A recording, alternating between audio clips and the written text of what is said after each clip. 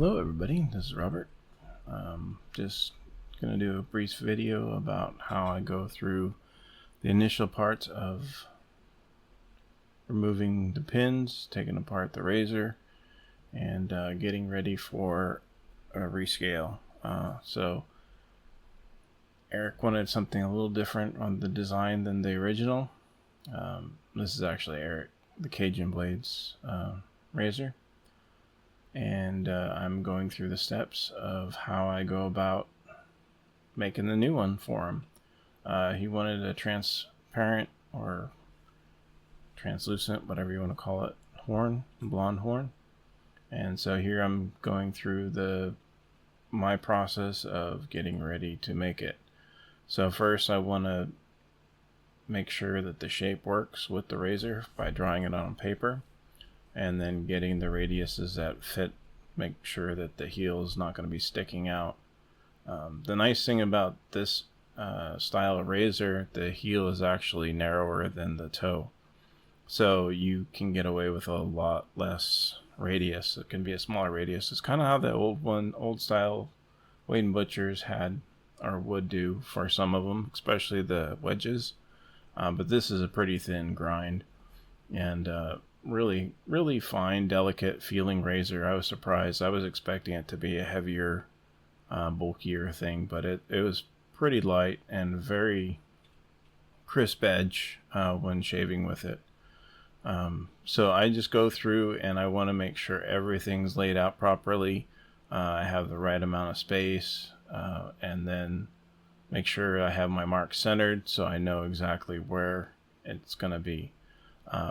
Even though I cut it out slightly larger, I still want to be as close as I can with it so I have an idea, so I'm not cutting it too small. So I go through and check everything and make sure it's all balanced.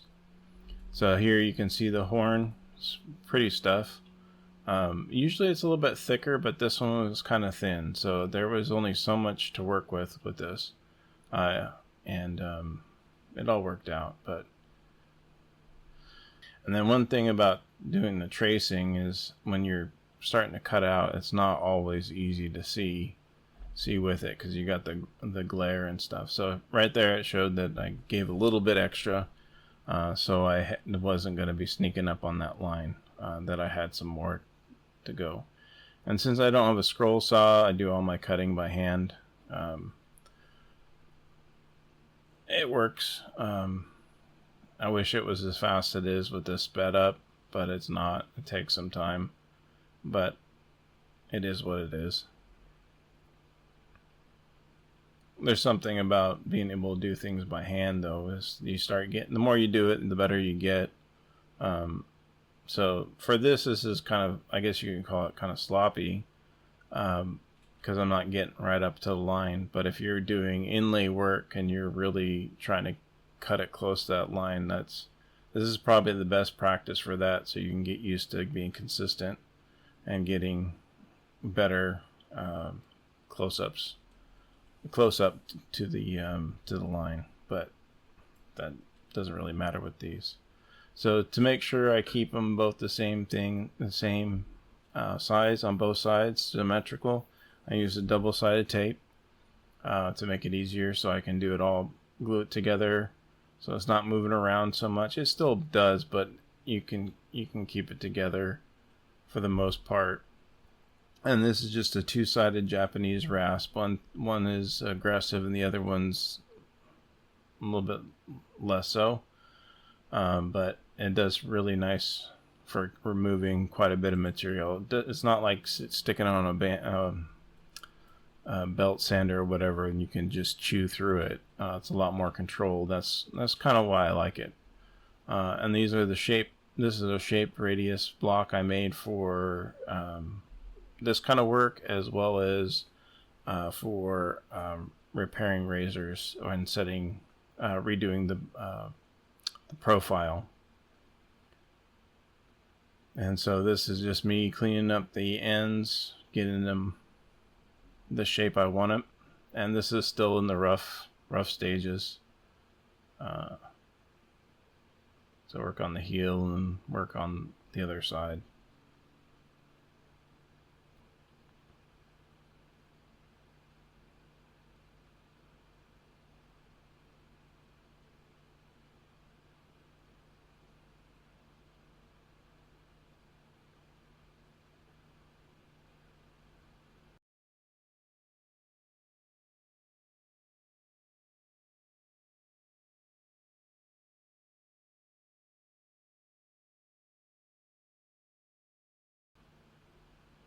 So here is where I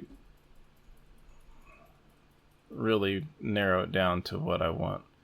And it's kind of funny. I was nervous about it being over the next to the edge like that, and I'm still nervous, even though it didn't fall off the table or anything like that. The razor didn't fall off the table, but it was like watching this and doing the edit just still made me nervous, and I'm like just anxiety with it. So usually I'll have it on silicone mat and do this, but I was trying to make it so that I had the filming thing set up, the camera set up, so I was able to kind of film the steps up together.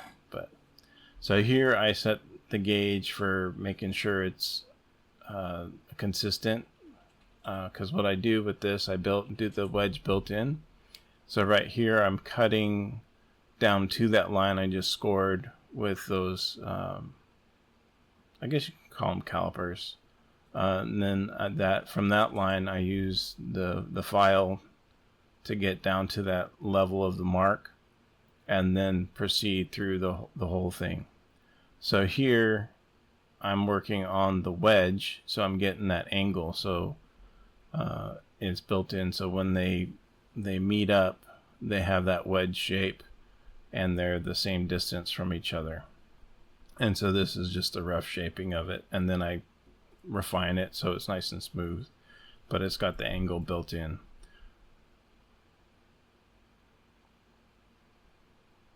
And then just cleaning up the scratch marks and doing some refining on it, making sure that there's no gouges and whatnot inside. Now I'm shaping the outside, and like I said, these were pretty thin material to start with, so there wasn't much room for errors. But this is showing kind of how it's shaped, and then later on I'll polish it up.